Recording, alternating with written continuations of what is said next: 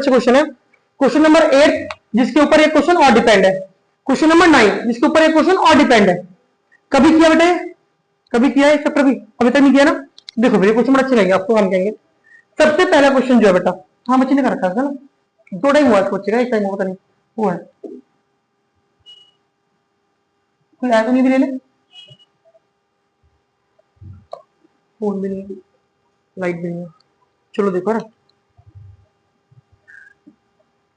सही है बच्चों, इस वीडियो में हम डिस्कस करने वाले हैं एक्सरसाइज 10.2 के कुछ इंपॉर्टेंट क्वेश्चंस और कुछ ऐसे क्वेश्चंस जो आपके कॉन्सेप्ट बिल्ड करेंगे और कुछ ऐसे क्वेश्चंस जो डिफरेंट क्वेश्चंस में काम आएंगे। Question number 8 and question number 9 बहुत इंपॉर्टेंट क्वेश्चन है और काफी टाइम बोर्ड एग्जाम्स में इनका राज रहा, हमेशा आते थे। इस बार भी अगर आए तो इस बार राज आपका होगा कि आप कर पाओगे इन क्वेश्चनों को। मतलब ये रिपीटेड क्वेश्चंस है। क्वेश्चन नंबर 8 क्वेश्चन नंबर 9 कितनी बार रिपीट हुआ है मुझे भी नहीं पता, बहुत बार आया बोर्ड में, तो इस बार भी होप कर रहे हैं कि अगर आ जाएगा तो आपका कोई भला हो जाएगा। तो देखते हैं क्वेश्चन नंबर 8 क्या है। डायग्राम में बेटा आप लोगों के पास बुक्स है, बुक्स खोलिए कि एक सर्कल बना हुआ है बेटा, एक सर्कल है और सर्कल के चारों तरफ क्या है, कुछ लाइंस है बेटा। क्या है बच्चों? कुछ लाइंस है। एक लाइन यहाँ पर है जो सर्कल को टच कर रही है यहाँ पे, ठीक है, एंड एक लाइन और है बच्चों जो क्या है, यहां से स्टार्ट है, ये भी सर्कल को टच करते हुए आगे एक्सटेंड हो रही है, ठीक है। तो इसके बाद एक और लाइन है बच्चों, वो कहां से स्टार्ट हो रही है, यहां से, और सर्कल को टच करते हुए यहाँ पे कहीं ना कहीं हमें ब्रेक देना पड़ रहा है। And there is also a line, क्योंकि क्या बन रहा है बेटा, क्वाड्रिलेटरल बन रहा है। तो इस तरह से हमने क्या बना लिया बच्चों, एक क्वाड्रिलेटर बना लिया। तो क्वेश्चन में कुछ ऐसा ही है। क्या लिखा है बच्चों, पढ़िए आप क्वेश्चन क्या लिखा है। A quadrilateral ABCD is drawn to circumscribing a circle, prove that, कुछ कुछ कुछ लिखा है वो आपने पढ़ लिया होगा। देखिए सबसे पहली बात सर्कमस्क्राइबिंग, ये वर्ड बहुत इंपॉर्टेंट है। सर्कमस्क्राइबिंग सिंपल सा मतलब है घेरना। अगर मैं बोलूं सर्कमस्क्राइबिंग अ सर्कल, इसका सर्कल को घेर रखा है। सर्कमस्क्राइबिंग क्वाड्रिलेटर, जैसे शेप होता सर्कल है, क्वाड्रिलेटर ने घेर रखा है, तो क्या बोलेंगे, अ सर्कल इज सर्कमस्क्राइब, तो घिरा हुआ कौन है, सर्कल। और अगर ऐसा है कि क्वाड्रिलेटर अंदर है, सर्कल ने घेर रखा है, तो एक quadrilateral is circumscribe by circle. और यहां क्या मतलब है कि a circle is circumscribing by a quadrilateral, वो लिखा है a quadrilateral ABCD is drawn to circumscribe a circle, to circumscribe a circle, circle को सर्कमस्क्राइब घेरने के लिए। अब देखिए मेन पॉइंट क्या है, इनके पॉइंट्स देख लेते हैं। पॉइंट ए है यहाँ पर, पॉइंट बी है यहाँ पर, पॉइंट सी है यहाँ पर, और पॉइंट डी है। कुछ point P Q R S P है, पी पॉइंट यहाँ से स्टार्ट है, P point, Q point, R point और एस पॉइंट। ये टच नहीं कर रहा, मैं टच कर दिया, ठीक है।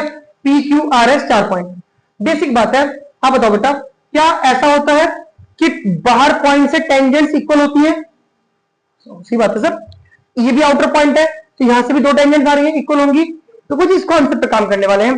जब भी प्रूफ करने वाला क्वेश्चन है तो आप लोगों को सिखाया जाता है, क्या लिखते हैं बेटा, पहले गिवन लिखते हैं। जो आप केवल ही लिखते हो, एग्जाम में बहुत बच्चे मिस करते हैं। गिवन और टू प्रूफ जरूर लिखना है, कुछ ना कुछ तो मिल जाता है इसके बदले आपको प्रसाद में आधा नंबर 1 नंबर मिल जाएगा आराम से, है ना, हाफ नंबर तो मिल जाता है। तो वही ध्यान रखना, इतना तो डायग्राम और टू प्रूफ और गिवन तो लिखना ही है, सॉल्यूशन की बात है।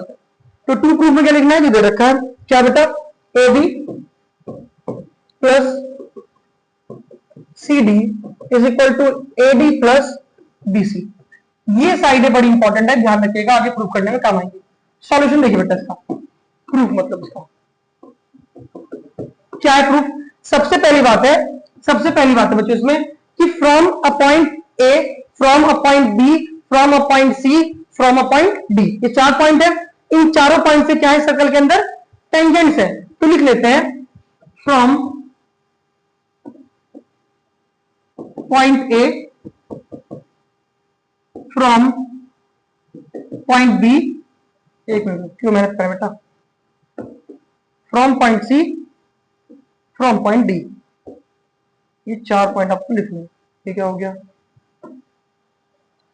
ठीक है भाई। अब देखो बेटा, डी सही था, सी हटाओ, चलिए from point C, from point D, ये 4 पॉइंट है। इन चारों पॉइंट से 2 टेंजेंट्स है बेटा। कैसे, अगर मैं ए पॉइंट की बात करूं तो ए पॉइंट से आपको 2 टेंजेंट दिख रही है। क्या नाम है उनका, देखिए एपीएन एएस। तो बार नहीं आएगा, कोई नहीं, देख ले बात।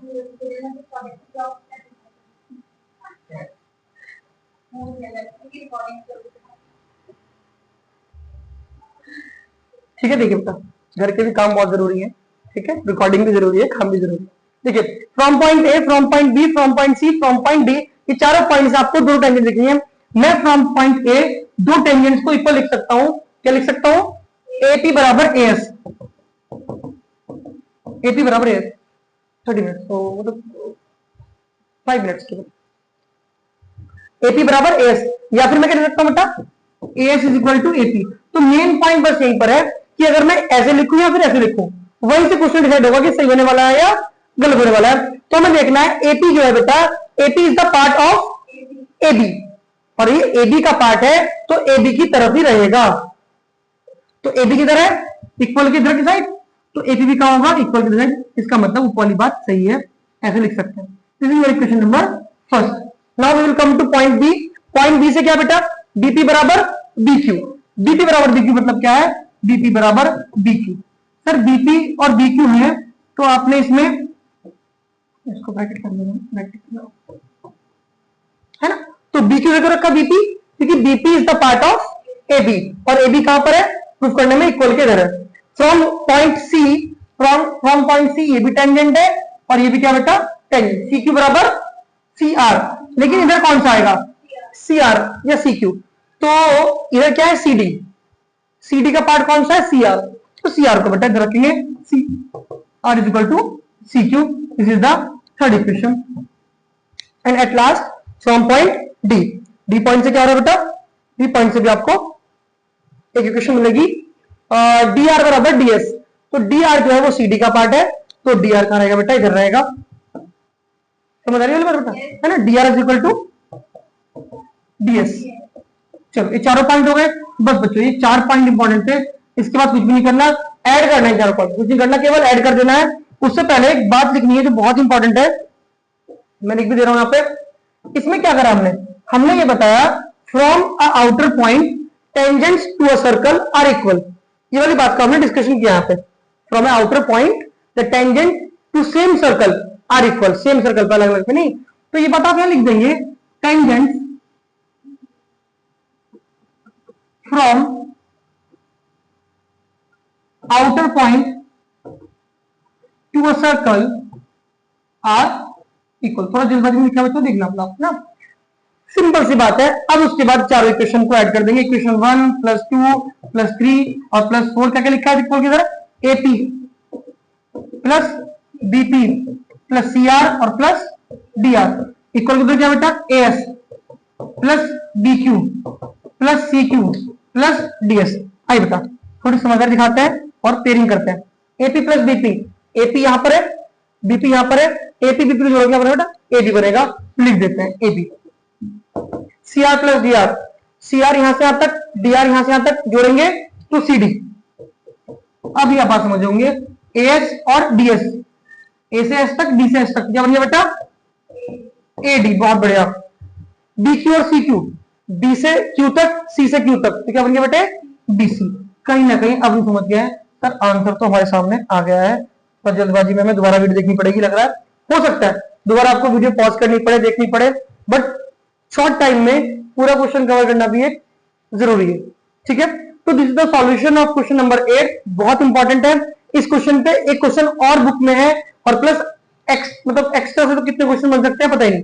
कॉन्सेप्ट में ध्यान रखना है कि कॉन्सेप्ट में ये जो पार्ट प्रूफ करना है, अगर आपने इन्हें इधर से हिला दिया, एएस को इधर लिया है, एपी को इधर लिया है, तो ये प्रूफ नहीं हो पाएगा डेफिनेटली, है ना बच्चों। अगर हम एएस को इधर लिया है तो फिर कैसे ऐड करेंगे? और अगर ये एएस इधर आ गया क्यों इधर जाएगा तो क्या होगा? माइनस हो जाएगा प्रूफ, लेकिन बहुत डिफिकल्टी होगी। तो बेसिक क्या है, ऐसे हम बहुत इजीली कर सकते हैं। तो finally this is the solution of question number 8। मिलते हैं नेक्स्ट वीडियो में with question 9। Thank you so much.